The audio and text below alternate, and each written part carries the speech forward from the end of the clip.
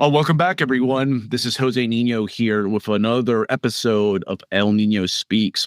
Today, I have the pleasure of bringing on Jordan, who I've found to be one of the more insightful people in the America First Groyper space. And before we start, Jordan, give my audience a brief overview of your background. Yeah, man, I've like you said, I've kind of been in that America First, Groyper adjacent Catholic reactionary sphere. I'd probably say since around 2019 or 2020. I've, been to several of Nick Fuentes's events. Hit not everything I say he believes, not 100% of what he says I believe. Probably 99.5% of what he says I believe. So, yeah, I'm pretty adjacent to that sphere. Yeah, I've been on Twitter for, 7 years at this point. I've had my YouTube channel for a few years. I took a couple year hiatus while I kind of reconnected with the Catholic faith. But yeah, I've been around this sphere for a while. I've seen a lot of people come and go. And I think I offer a unique perspective as far as kind of race realism and African American issues in the United States specifically.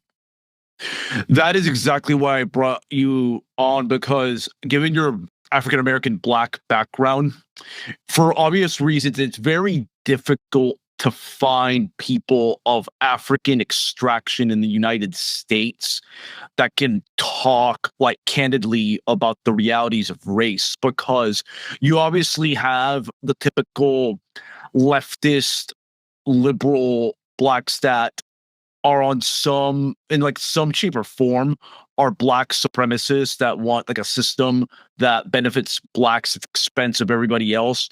And then on the so-called opposition of the acceptable political discourse, you have black conservatives that will be correct in criticizing their more radical cohorts, but they don't really offer much in terms of solutions. And many of them, when you push them hard enough, they start sounding incredibly unhinged and fulfill many of the stereotypes that have been proven time and time again about the Black community in the United States.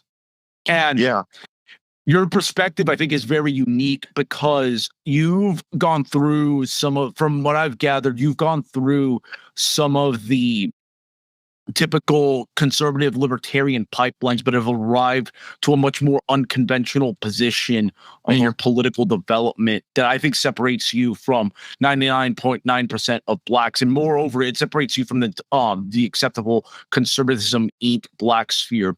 What got you into politics and eventually made you become race realist? Yeah, so that's such a great way of starting such a great way of framing the discussion to start out. So I think what started my kind of, if you want to call it dissent, I would call it my ascent. My dad, maybe this is where it starts, is I'm a little bit of a statistical anomaly. Dad heavily involved in my life, still involved in my life to this day. He was a Republican, normie conservative. Michael Savage, Bill O'Reilly, Glenn Beck, talk radio listener, that milieu. He wasn't heavily involved politically, but as far as the content that I was listening to on a daily basis, it was very much talk radio. And as I got older and became more politically aware, I think what my dad tried to, and I respect him for this isn't a knock on him, but he didn't have all the necessary facts, and I think when I got to a certain age, he was trying to steer me towards Thomas Sowell, libertarianism, the idea that blacks were better off before big bad government stepped in. And before that, blacks were just fine. And it was the racist Democrats that pulled the wool over the unassuming black people's eyes and made them commit crime, which is basically what the claim is by Thomas Sowell, that big government made blacks commit crime. So that would probably be where I say that I started kind of my libertarian phase of, well, if we just got government out of the way, then blacks would be fine. Because if you look at the fatherlessness rate before the big state stepped in, everything was fine, which isn't true. We can get into why that's the myth of Thomas Sowell's myth that he pushes. But it really started there. I think really the big turning point for me, and this is going to be a throwback name to maybe you or people who are listening, but Stefan Molyneux. Oh Was yes. that was really where the turning point happened, was around 2016, 2017. Started to find all the people that we know and love now. Found Molyneux, found the truth about crime, and found out that you can't ignore the impact of genes on behavior. And that's once you go down that path, you inevitably end up where I am. If you're honest with yourself, at least, that you inevitably end up where I'm at right now. There's a lot to unpack there. And another reason I found your background interesting as well is that we both grew up in the DFW area and we're of like the same generational cohort as well. And with the Carmelo Anthony case that happened, it really hit home because Frisco is quite close to where I grew up in the DFW area in Coppell, North Dallas.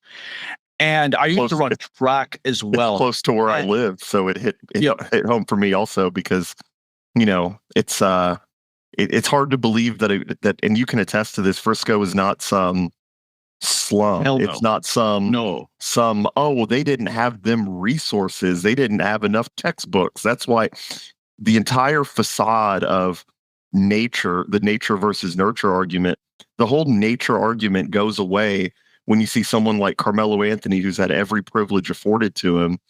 The average income in Frisco is $154,000. Yeah. But he acts no differently than somebody who grew up, and you know what I mean, who grew up on the south side of Oak Cliff. Yeah, like Duncanville, yeah. Duncanville, whatever. So I'll let you keep going, but totally, man. Yeah, I'm curious, where in Frisco did Carmelo Anthony attend high school? Well, I want to say it was the eastern side of Frisco that buttresses against McKinney. So that McKinney, Allen, Frisco triad thing, far north up 75. If you go west of 75 but east of Frisco, that area. And again, I went there for the Austin Metcalf rally a couple weeks ago. Again, it's my first time that I'd been there in a couple years, but great area, incredible. Yes. If you looked around, you would be like, a murder happened here? How? Yeah, 100%. The track part 2 brings back some memories because you obviously have like the race realist fact of like just the fact that, like, let's be real, in any type of sprinting event, fast twitch, people with West African genetics are going to dominate that. And then like when it comes to distance running, you're going to see the more East African types dominate.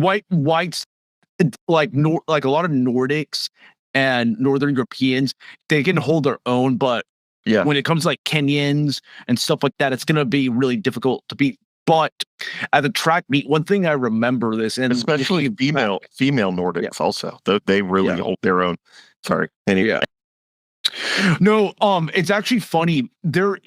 I've noticed some of these sprinters too. I'm seeing some male Nordics start to like actually do quite well because when I ran track, I ran the 400 and 800, and one of the summer camps I was in, the majority of the white people that were running there were actually from like either like Norway or like Sweden. Like when I was doing this one little like summer camp thing, like in Rhode Island, this was like, oh man, think 08, 07.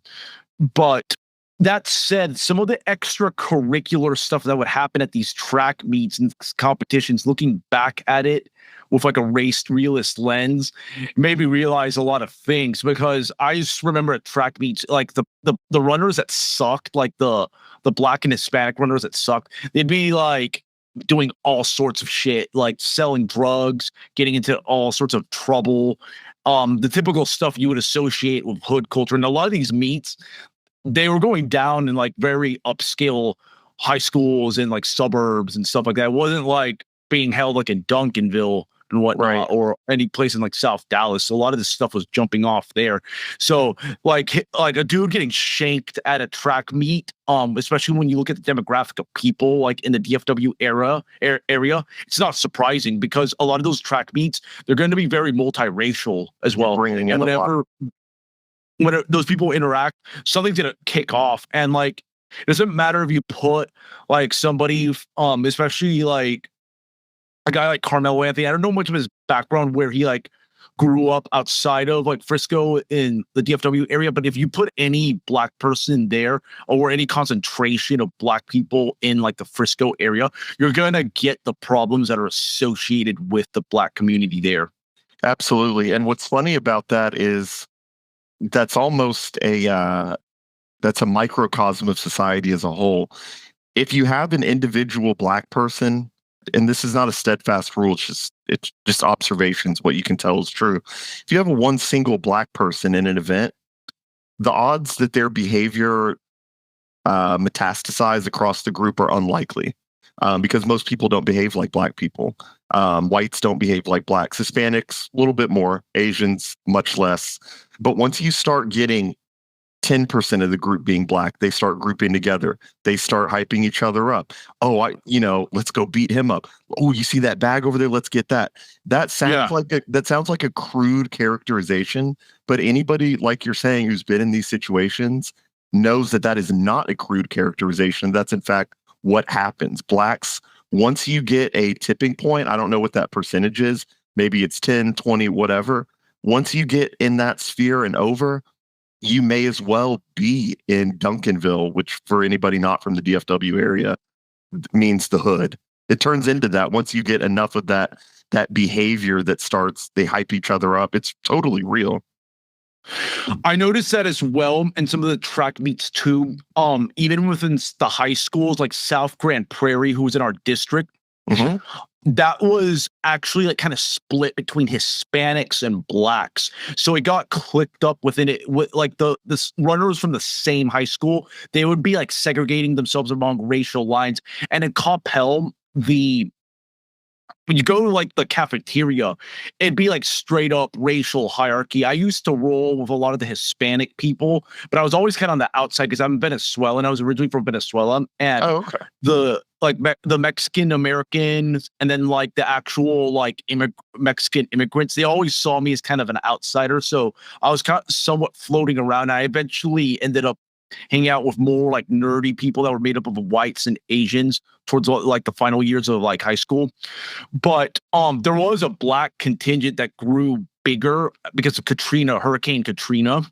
A lot of people from Louisiana came in, and that's when things started to kind of jump off at my high school. Like people would be catching beat downs, and you'd have like stabbing incidents every now and then, and people getting jumped. And I noticed as well that the racial cliques, like especially among the Hispanics and the more fob Korean types, they started to really click up. And the biggest gang in my area, which cut across not just Coppell but also Carrollton, was actually a Korean gang, like the biggest like ethnic gang. It wasn't like a black gang or anything. And then Wow. you if you went to like Valley Ranch and some parts of Irving, you'd see Mhm. like kind of a Latin King affiliates, because in the track meets, I noticed a ton of Latin King types, and I actually was even approached by them. They were kind of trying to get all buddy with me. I think it was part of like a long-term ploy to get me like to join that shit, but I was like just not on that type of time at that point. Yeah, yeah, I know exactly what you mean. Valley Ranch, Las Colinas, you're talking my language, man. That's I Yeah. was, I don't privileged. I don't mean it in the leftist sense. I mean, like I was privileged enough to have a family to where I could attend I attended private school, kindergarten through eighth or kindergarten through 12th grade, actually. So a lot of Yeah. a lot of those things are foreign to me, and this is kind of we can go this way or that way. It's totally up to you. But, going to those private schools, you're not immune even from it there because you're still Mhm. playing tournaments. So you were a track Yeah. participant, right? I did high Yeah. school basketball. I was a basketball player from Oh fifth grade shit. to Okay. 12th grade. So dude, I completely get it. So like, we're a mid-sized 3A TAPS high school that I went to and graduated from, but you still go to tournaments in the preseason. You're still facing, teams from Katy, Houston in the final four of your postseason.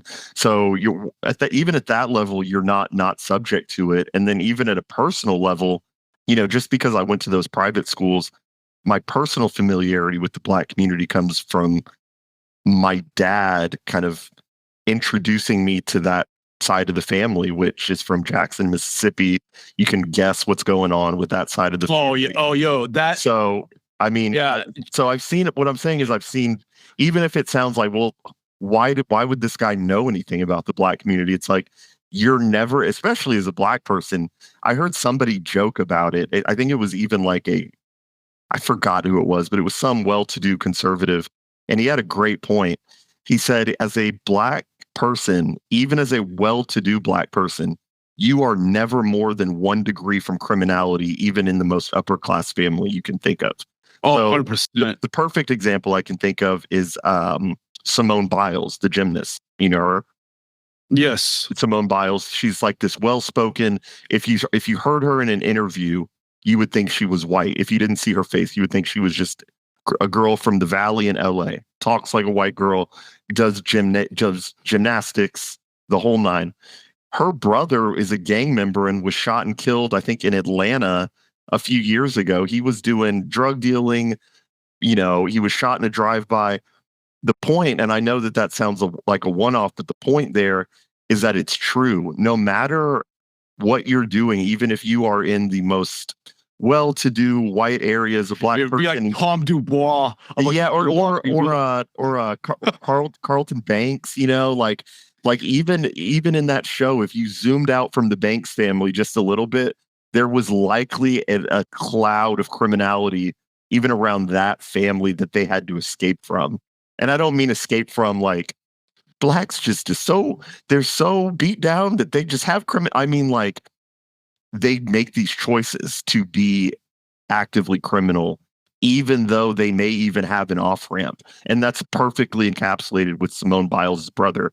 It's not like he was struggling to eat food. You know what I mean? If he wanted to be on the straight and narrow, he has a sister right there who's a decamillionaire, a centimillionaire, but he's dead because he still couldn't get away from that life. And that's it's kind of a testament to the genes, if you want to be honest with you. So anyway, I didn't mean to go off ramp there, but no, even I can attest to this in personal life as well. When I was in Washington, D.C., doing political work, and this was like feels like almost eons ago, but I was not just around like the typical hood rat Blacks, but also more educated, like upper scale Blacks. And they still would engage in a lot, like I would say, like higher IQ criminality yes, and stuff like that. Or they would make excuses for their Pookies and Ray Rays and their families. Exactly. And this makes, and the Pookie and Ray Ray. Really, exactly. Memory unlocked there. You're right. Yeah. Yeah. And that's the thing, because you can put a person like that in a pretty upper crust environment, but all things being equal, though, when you have a lot of other Blacks clustered, there's always going to be a regression to the mean. Well, the regression to the mean thing is really one of the original terms that Molyneux, he obviously didn't coin that term, but that topic of regression to the mean really hit home with me, because I'm growing up and I see my dad. He's obviously a Black guy, worked hard his whole life, never didn't have a job, was actually a bodybuilder. If you look at bodybuilding, it's, even though Black people may have, this is totally different thing. I like this convo. Even though Black people have the genes to be great bodybuilders, there's an underrepresentation of Blacks, because being a bodybuilder is something that takes years and even decades of commitment. Yes. Going to the gym. Discipline. I mean, every day you got to be at the gym. You have to be watching your macros, your calories, your intake, all of it. Clearly, I didn't. I chose the more intellectual path than the bodybuilding path. But I'm watching my dad do all these high IQ things that I wasn't consciously aware of, that were high IQ or even above the fray, if you will. But then I look at the family, and it's not to denigrate them. It's just stating facts. I look at the family that is in that cloud around us, and they're calling him every weekend, asking him for $20 here, $40 there. My dad's asking him, why haven't you gotten a job yet? And they're like, man, it's hard out there. I can't get no job. That's not true. This is the mid 2000s. Everybody's hiring. This is 2005. Nobody's not hiring. And the regression to the mean thing kind of made me realize that, yeah, my dad is an outstanding guy. I'm an outstanding guy. That doesn't disprove the fact that averages exist. If anything, Yes. the exception does not disprove the rule. The exception actually proves the rule. And Molyneux kind of unlocking that in my head, that the regression to the mean is real, was a big one for me, to be honest. That point you raised about like your dad's side of the family having like family members calling him for help, that rang a bell for me as well. Because on my mom's side of the family, because I come from a multiracial background, she is Afro-Colombian. And I get so many of the same calls from members of her family. And this goes to show that this goes across. This is like a racial thing, because we're talking about a country like Colombia, like Caribbean Colombia, which when you look at the racial demographics there, it's predominantly of West African slaves that were brought over there that honestly would have probably been like cousins, like second or third cousins to like the slaves brought over to the United States. So that this crosses cultural lines. You see these type of things happening because as people who are aware of these issues know, the culture is the expression of the genes. It's not like, yeah, like that's the thing. And that's the red pill. Yeah, on that's race, real at least. red pill. Yes. Yep. Whenever I talk to, and I think this parlays nicely into what you said at the beginning. I kind of want to take it here, if you want Go to ahead. show, but the culture being the expression of the genes is kind of the blind spot for right-wing black, however few there are, is kind of the blind spot for conservative blacks, not red-pilled like me. And I'm not No, it's not. trying to be holier than thou, but I'm saying like your average Thomas Sowell or C.J. Pearson. Yeah, normies. The normie conservative blacks. That's the blind spot, is that the culture is the expression of the genes, and that's perfectly represented when you talk to a conservative, white or black, and you'll ask the most normie racist conservative that you can think of, what's the biggest problem with the black community? They think that they are really pushing the edge here when they say it's the culture, man. It's black culture that's the problem. Black culture is the reason that they are committing crime. The reason they're committing crime is because a culture of fatherlessness, a culture of rap music, a culture of laziness. What they don't understand is that those are characteristics that are derived from an upstream of genes. Those carry down from genes. So, for example, fatherlessness. Conservatives love to beat that drum. They love to say that. The reason fatherlessness exists, I was saying this in my last video on my YouTube channel, the reason that exists is because when you have an average IQ of 85, you have high time preference. And if you have a child that is costing you more money than you are bringing in, you're going to say, forget this kid. I'm out. I could save money if I just leave this family. I'm done. There is no low time preference to where they say, wow, well, it would be immoral if I were to leave my child. Also, if I invest resources in my child, they may take care of me in the future. These kind of calculations that are 18, 20, 50 years down the road, they're not thinking like that. That is a direct reflection of genes. Yeah, that's not socioeconomic either. That's not socioeconomic. It's not even slavery, because that's the other argument. If you want to go a level higher on the counter argument for that, they would say, well, no, it's because they learned fatherlessness from slavery. That's not true, because they don't even believe that, because they say that fatherlessness started when Big Daddy government stepped in the mid 60s. Like, they don't even believe that it started with slavery. Their best argument is that it started when Democrats started giving out welfare or something, which is ridiculous, because it's even in your genes to accept something like welfare at that level, in a certain way, if you see what I'm getting at. Well, if you go to Africa, or like sub-Saharan Africa, you see this across the socioeconomic board.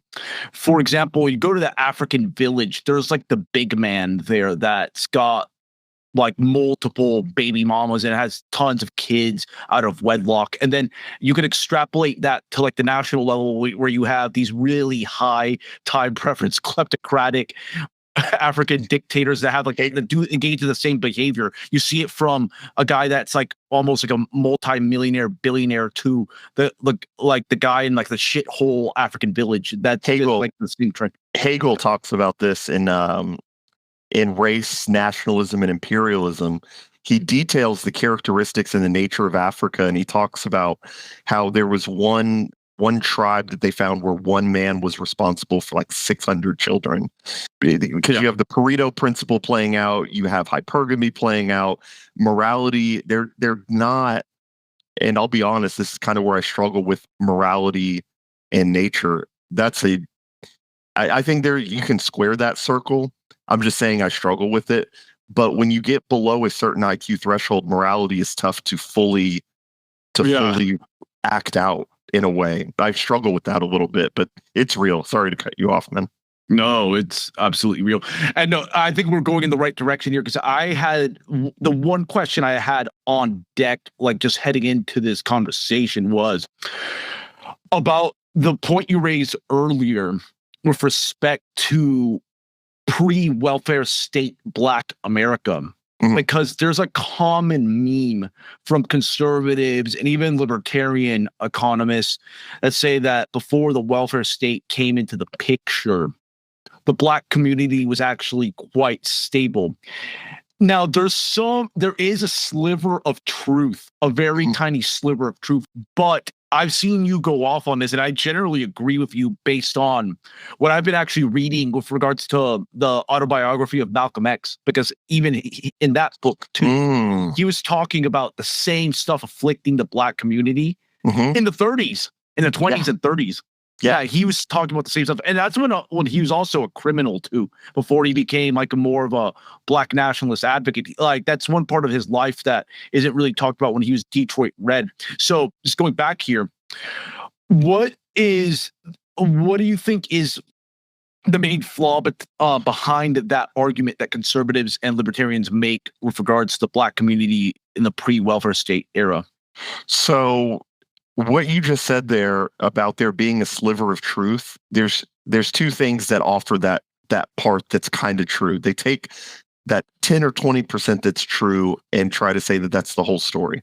So the sliver of truth there is that, yes, the out of wedlock birth rate and the murder rate, crime rate, whatever you want to call it, were significantly lower in the 50s and before compared to today. That's all they look at. They just look at, was it lower in the 50s compared to 2025? They zoom in on Black violence, Black out of wedlock birth rates, and they say it was lower in 1950 and it's higher now. Big Daddy government stepped in. But if you zoom out and look at the 1950s as a whole compared to all racial groups, Black out of wedlock birth rate was at, I want to say, 25 to 28%, even as late as 1962, 1963. The average rate among non-Blacks was 8%. So even back then, you had an overrepresentation. You had a serious problem that was just not manifesting quite yet. But if you lived back then, you would say, oh, they have a serious problem with the out of wedlock birth rate. The only difference is just magnitude. It's gotten worse for everybody, but it was always worse. The way I put it is, it's always been bad. It was just kind of not as bad then. That it was always bad. It's always been horrible, even back into the 20s, 30s, like you're saying with Malcolm X. So that's one part. I would say that even going back to the 50s, 60s, it was still 4 or 5 times the national average rate. The other part, and this specifically relates to the crime rate, the reason that people say that, and they say Blacks were well behaved in the 50s and 60s before the Civil Rights Act, but this all happened at once. It was like a domino effect. You had the Civil Rights Act of 64. You had immigration. You had Hart-Celler Act. You had a lot of things happening in the mid-60s. But one thing you did not have during that era, when people are talking about Blacks were better in the 40s, you didn't have integration. So what happened? Integration. Exactly. You didn't have state enforced integration. So people can look back on that era and say blacks weren't committing crimes. They were just doing it within their own communities, and it wasn't affecting white people to the extent it is now because we are forced to live side by side. So back in the 40s and 50s, you could easily say, well, they're over there. I think they said in Mississippi Burning, if you're familiar with the movie, when the blacks were burning down their own neighborhood, the racist cops are standing back with their arms crossed laughing, and they say, they're tearing down their own shithole. They're burning down their own shithole or something like that. That was kind of the general feeling. They didn't feel the impetus of black crime. They didn't feel their public spaces being overran with someone smoking a joint because you didn't have integration. So I would say that those are really the two things that people miss. One, you have the fact that there was always an overrepresentation of out of wedlock birth rate and criminal behavior, and two, you didn't have the onus, you didn't have the impetus of forced integration that was bearing on white people or the public at large. So people don't really they didn't view it as much of a problem as until you're forced to live next to these people, and then it becomes more of a problem. I would say those are kind of where people miss the boat on the everything was great before 1965 or whatever year they like to put it at. Oh, you got that right. And one thing as well, given my historical background, when I started to become more race aware, I would actually go back to reading a lot of primary and secondary sources of people observing black behavior since the days of the early American Republic. And there is a reason why the anti-slavery advocates supported the American Colonization Society well into the 20th century. It didn't fold until I think like the 1920s or so. So you're saying they still wanted separation. They just didn't think that slavery was moral. Yeah. And even like the author of Uncle Tom's Cabin, Harriet Beecher Stowe, I believe, said something to the effect like she saw blacks as like a totally different race. They had different behavior. And I'm not sure if she supported the American Colonization Society, but you had people ranging from the likes of Thomas Jefferson, John Calhoun, Henry Clay, like guys that were often butting heads with each other politically, agreeing on one thing, that blacks could not live like in a white European polity. And this is something that cut across the board in the US. And this is like based on their behavior, not just of the slaves, but also the freedmen. Right. Yeah, I mean, you really look back at it. I mean, even World War II, when that was really the pinnacle of not back then, I'm saying now, the pinnacle of we all bled red, white, and blue, and we all attacked them Germans together. Even back then, what they would do with the black squadrons or the black platoons is they were almost used as like a vicious attack dog, because they knew they would, and sounds horrible, but it's true, they knew that they would rape and steal from the European women and cities that they sent them in to attack. They sent them in almost as a punishment. They would put a black barracks next to a German or a French village that they had conquered or taken or something, because they knew that they would behave that way. I don't know if you know this, but everybody knows the sort of Emmett Till. I was going to say Emmett Till. Emmett Till's dad is the example of this. Louis Till was shot by firing squad in Italy because he was convicted twice, not just once, twice of rape in Italy.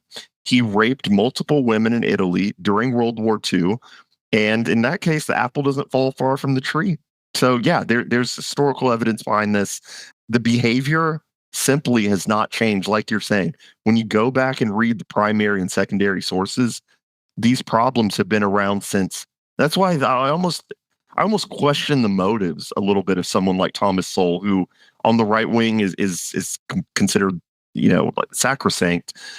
But I almost question, like, are you just ignoring this? Are you, because these issues have been around for hundreds of years, and to act like this just started because a policy was signed is Look who's ridiculous. funding him.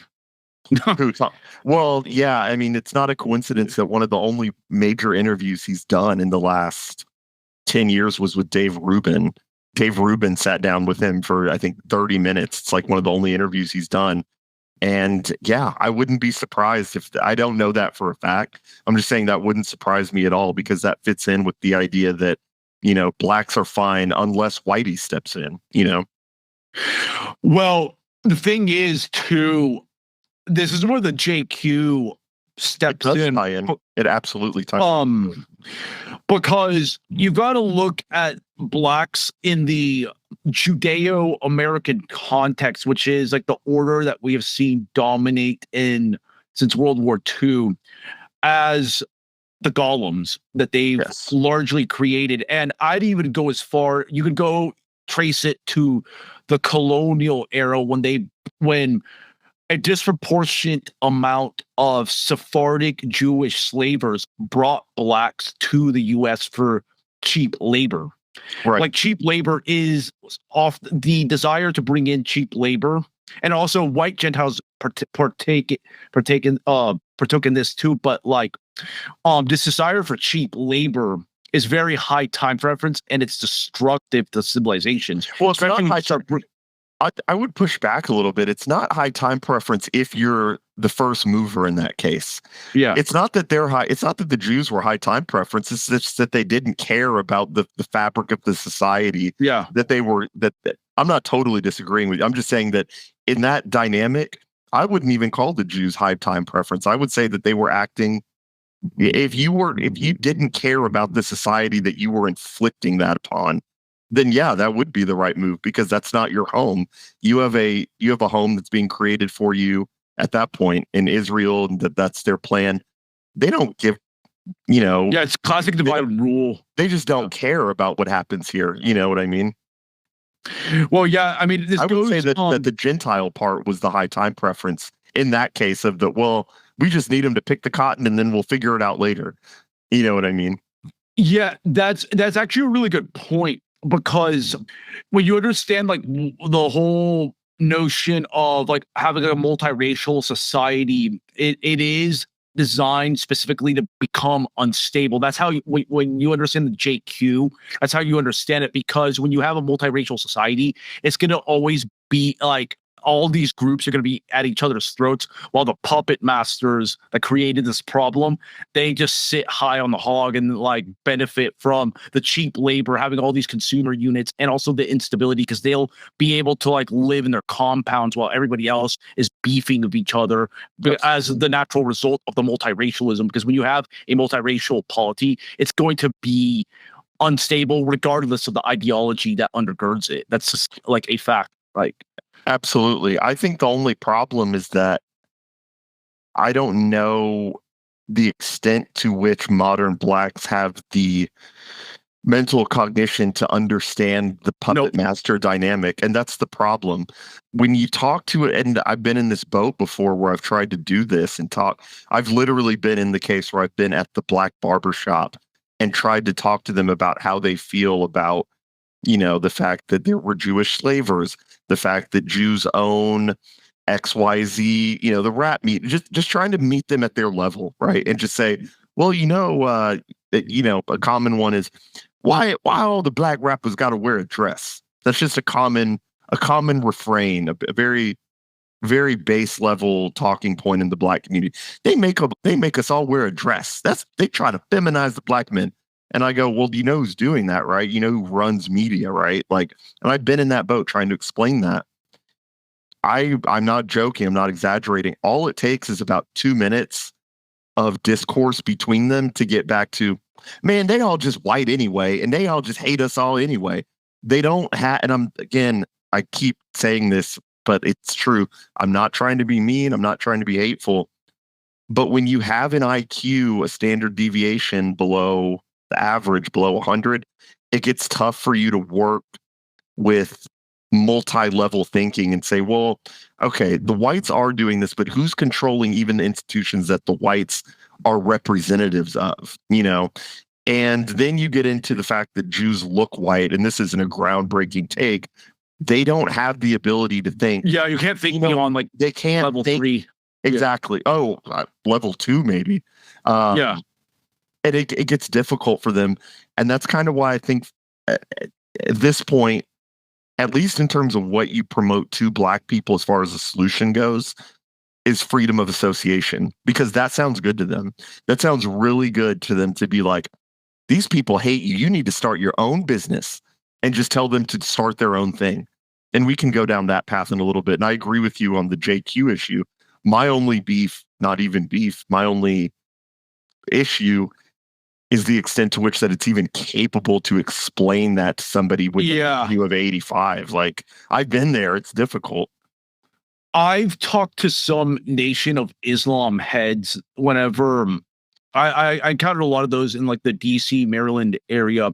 And they even told me, and they were really blunt about this, that they, because of the, when they try to explain the whole JQ angle to other Blacks, because they could not, the other people they talked to could not grasp these concepts.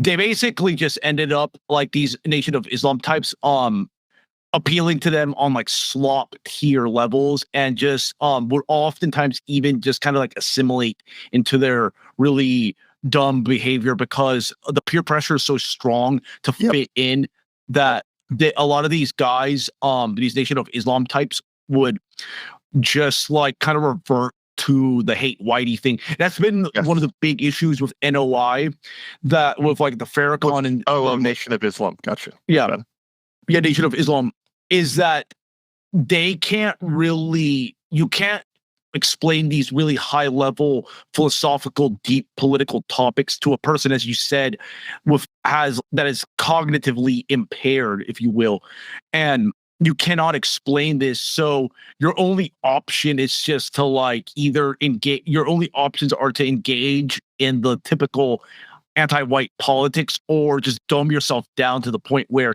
the ideas you're talking about make no sense. Like, you basically have like no real options there. And that's one of the big struggles. And I actually do agree with you on the freedom of association thing. And I'm actually kind of white-pilled about this too. I am too. Because yes, I want to go in on this. Yeah. Because there is a legitimacy crisis in the US unfolding, because people are really losing faith in all the institutions. And if you look at the post-civil rights era, despite the forced integration, people are still self-segregating, and a lot now. I've heard that it's at a higher rate, and I don't have a study behind this, but Richard Spencer, we both listened to his show, and he was talking about a study that he found that says that segregation rates are actually higher today than they were in the 50s. When you look at institutions that people choose to be in, whether it's private schools, churches, I forgot the other examples that he used, but he basically said that, like you're saying, self-segregation is becoming even, like, it may even be happening at a higher rate than it was even in the 50s. Yes. Have you read the book, The Big Sort by Bill Bishop? I've heard of it. I haven't read it yet. So it doesn't really cover the race issue there, but it's almost implicit, because it mostly focuses on like people of certain political and cultural backgrounds that clustering together. Stand in for race. Race, yeah. Basically a stand in for race, yeah. And I think that book was way ahead of the curve when it was talking about that, because I'm in Charlotte now, in Charlotte, North Carolina. And one trend that's happening in the parts of the Sun Belt, especially like the Black Belt, where a lot of Blacks have historically been concentrated in throughout like the establishment of the United States, is you are seeing a reverse migration from northern urban centers to the South, where Blacks are clustering from like Atlanta, like Charlotte, like parts of like South Carolina, and even to a lesser extent, you see in Texas, like East Texas. Houston is happening. Yeah, Louisiana, it's happening. That was the example I was going to use, was Louisiana. It's really boiling over with the school districts in Louisiana, to the extent that Baton Rouge's school district has split from Baton Rouge ISD to a new founded city that whites have founded called St. George. It's happening, and it actually went to the Supreme Court, and the Supreme Court confirmed that, yeah, they have the right to start their own city if they're not happy with the school district. And as we know, school districts are a stand-in for racial demographics. 100%. Oh, 100%. 100%. Yeah. Even like from my times in Louisiana, you kind of see the geographic divide too, where northern Louisiana is like more of like an upper south, like it's more like white. And whereas like New Orleans, like the New Orleans dominated area, it's also like just much more multiracial. The politics there takes that like type of dynamic. And also, interestingly, New Orleans is one of the cities that where organized Jewry has been very influential in the South, and they promote a lot of this multiracialism there. And you are seeing these dynamics unfold in a lot of states in the South, where people are just naturally clustering in along racial lines. Yeah. Regardless of like the regulations and all that, they find ways to do it. Yeah, I don't know if you're familiar. This was a big story on Twitter that even Jared Taylor was sharing. There's a new city about 45 minutes northeast of Allen. Epic. Epic. Yeah, about 45 minutes in Josephine, Texas, from where I live. And it's not even a Sharia city. That's what the normie cons are going with, because the boomers, like, that's a scare word for just like brown foreigners. But like, it's not even a Sharia city. It's a Muslim city. You have to be Muslim to live there.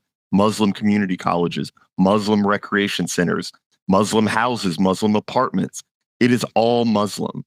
And a lot of people, I know the reflexive reaction to that is to say, oh no, disband that city. I almost lean into it. I'm almost like, yeah, let them form that city, because that creates a basis of a city, of an ideological concept that maybe someday, maybe it's not tomorrow, maybe it's not 5 years from now, but it creates a basis for maybe largely whites, 100% white, if that's what they choose to do. I am an absolute freedom. I'm an absolutist on same here association. And here's the other thing.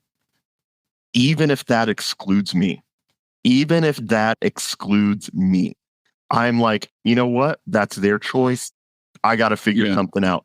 And that's not an easy pill to swallow, but it's like, if they look at me and I'm a devout Catholic, if you can't tell behind me, and they're like, no, you're brown, you can't live here. That's what you're gambling with freedom of association.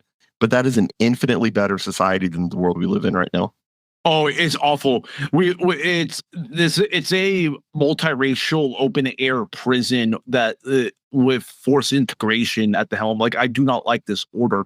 I'm actually pretty white pilled about this, because if you look at South Africa, which is the most extreme case of multiracialism, the state there is so dysfunctional that like a city like that little town of Orania, white communities, that's like the model I like, where it's been able to emerge because the state is so dysfunctional that a lot of the whites there are able to organize pretty well. And I bet they probably have like also like bribed like the insanely corrupt government to just give them like some space, because that it's funny because South Africa, like, even despite it being like a virulently anti-white state, it's so dysfunctional with the ethnic tensions amongst blacks. They beef amongst each other. So it gives like people space, like whites there, a little bit of space with Orania to like actually carve out their little statelet. And I think that is the model. And the freedom of association, honestly, one of the things that made me very hardcore libertarian was when I heard Ron Paul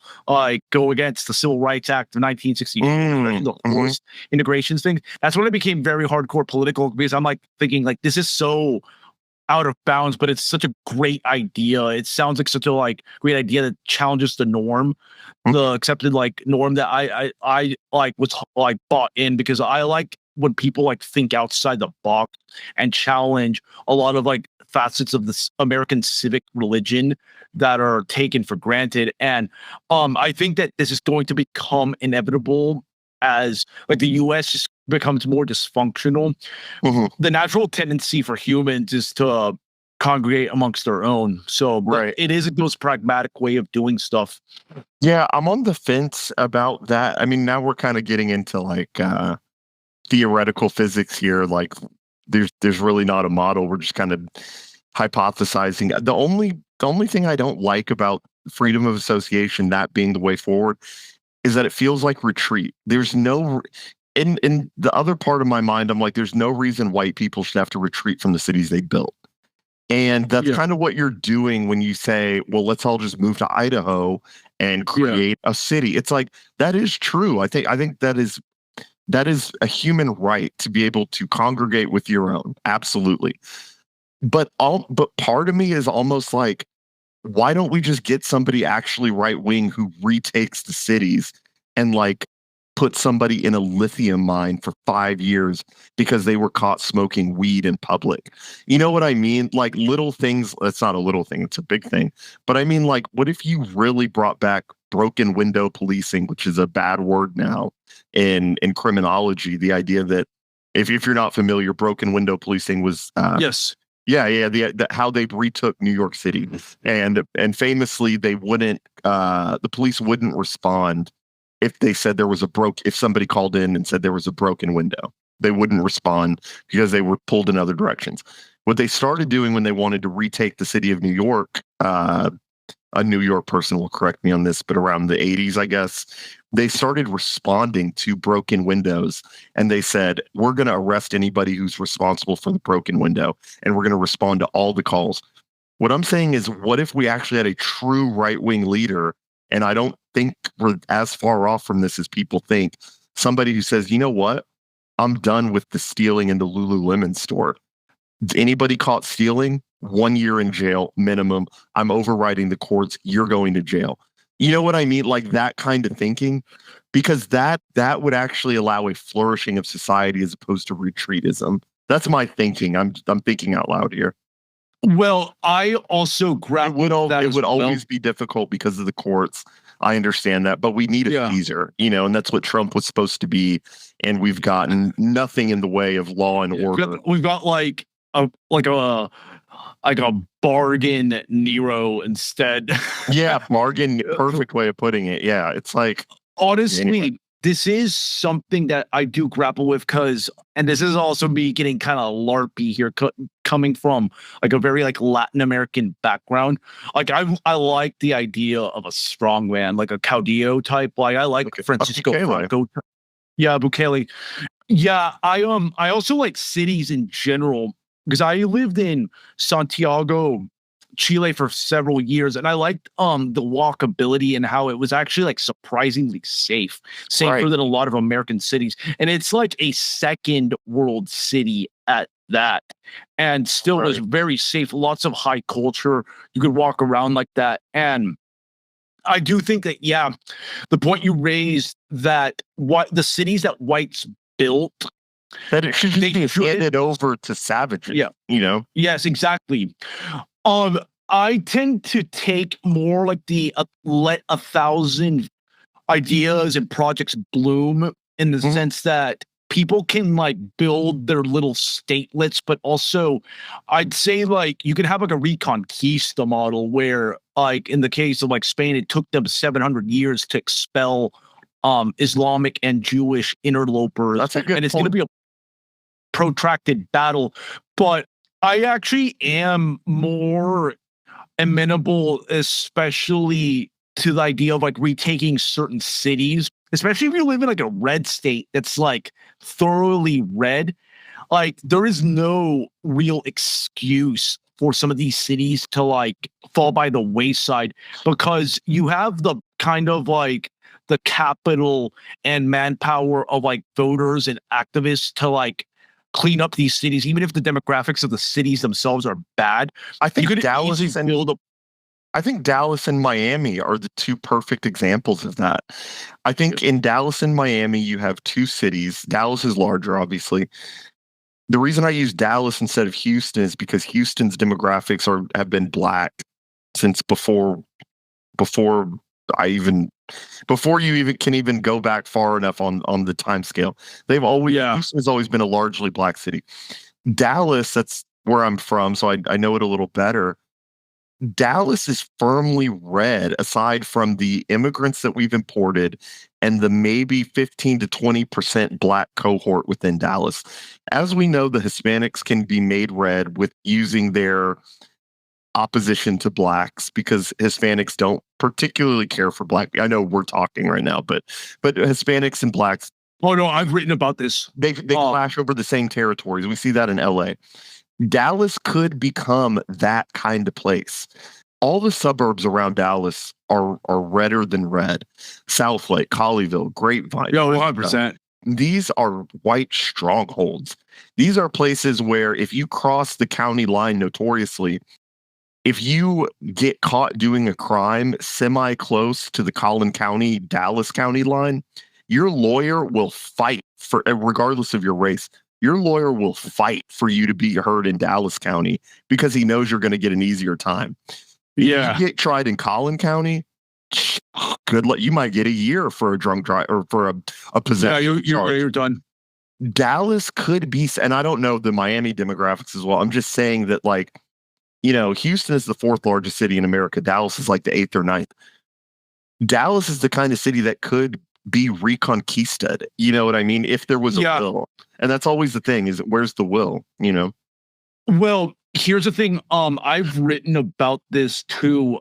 And Miami, one reason why it has trended Republican over the last 20 years is because of the Cuban demographic, because they and not just like the political, but also like the street level like clashes that people forget this. In the 80s there were de facto race riots between Cuban cops and black residents of Miami, and there was a lot of crackdowns there, and they really dropped the hammer there because of the changing demographics of the city. Because as it grew more Hispanic, the Cubans in particular are the most organized Hispanic demographic by far in the United States, and they were able to really clamp down on a lot of that behavior. And you mentioned LA, and this is like the funny thing, like that's pretty much Hispanic and to a lesser extent Asiatic demographics changing the city wholesale. Like Compton is no longer like the black hip hop city that people associate it with.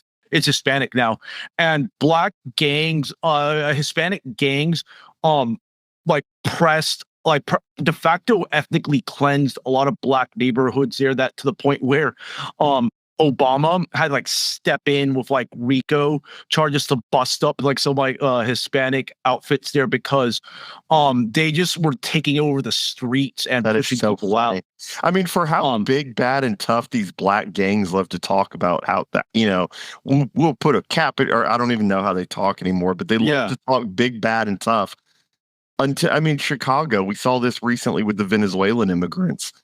When Tren de Agua was doing their thing in the interim when we were moving between Biden and Trump, there were videos of the O-Block black saying, let a Venezuelan try that here in Chicago. We'll meet him with them switches. And it's like, dude, that's not true. The Venezuelans are actually organized. And I think the average IQ in Venezuela, this isn't a dig on, you know, we're talking about honesty. Venezuela has the lowest average IQ in South America, and it's on par with African Americans. Yeah. So it's not even an IQ thing. It's that they're more organized and that they actually have the ability to like fight and like kick you out. So this whole thing of like, we'll step to them Hispanics. I haven't seen that play out. I've never seen that play out, actually. All I've seen is blacks get routed from their hometowns, actually. Yeah, blacks, they in this really weird way, I'd even argue that a lot of these island blacks and Africans are even more organized than the so-called foundational black Americans, because they've blacks in the US have become atomized in a unique way that they're just uniquely American way.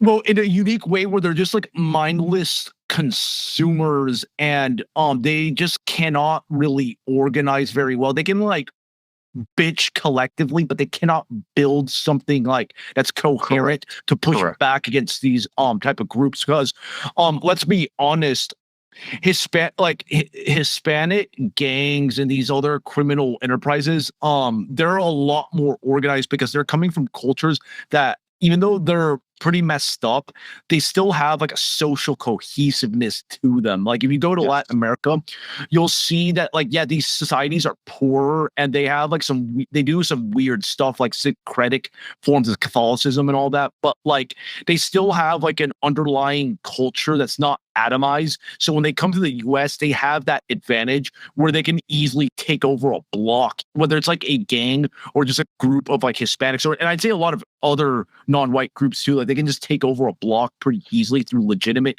or illegitimate means, because the US, and you see this across the board to varying degrees, obviously, is a global consumer imperium that is marked by high levels of deracinization. And that creates these dynamics where these migrant groups that are effectively, like as I said before, golems for organized Jewry, they can just take over spots easy, like it's no one's business. The funny part is with this whole why this whole project is gonna like start unraveling is their children, the children of these migrants and their grandchildren, they eventually start Americanizing themselves, and then like Yeah. they just become part of this like multiracial blob of like mass consumers. Exactly. Yeah. I mean, you even saw like, are you familiar with the movie New Jack City with Wesley Oh Snipes? yeah. Yeah.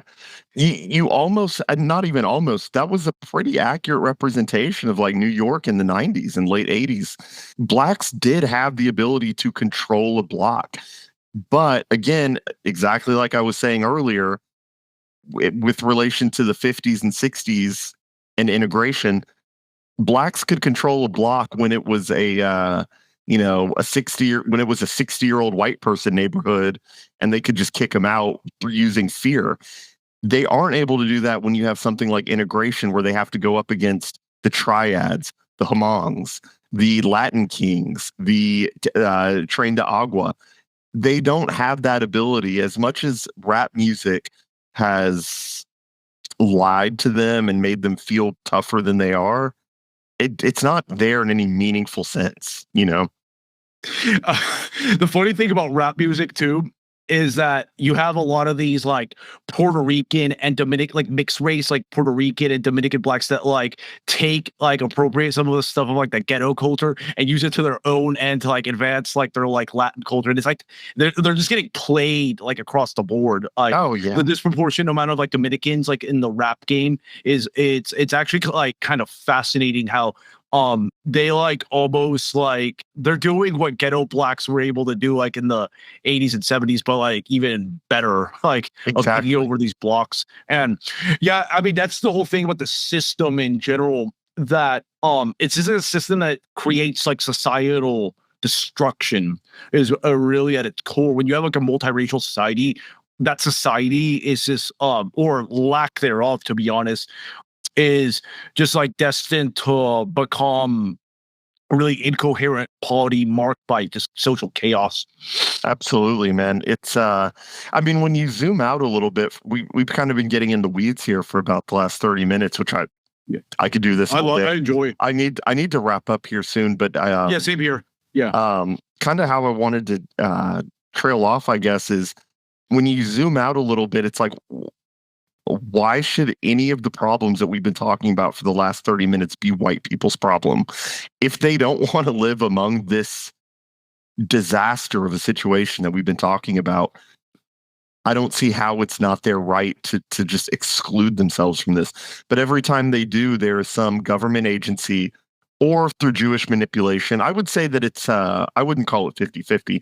I would say that there's also an angle of like HUD, urban housing and development, the department, the HUD department. Anytime people wanted to have a predominantly white society or city, next thing you know, there's affordable housing, Section 8 that gets moved in. There's no way right now for people to self-segregate if you're white.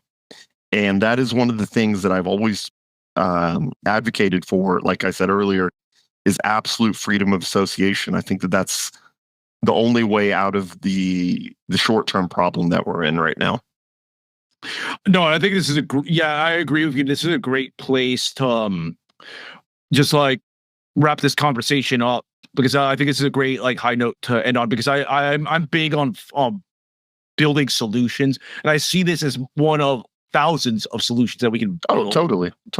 through like freedom of association, because it's not just like solving a problem, but it's actually challenging one of the fundamental precepts of the Judeo-American Our experiment that has foundation, gone off the our foundation run. myths.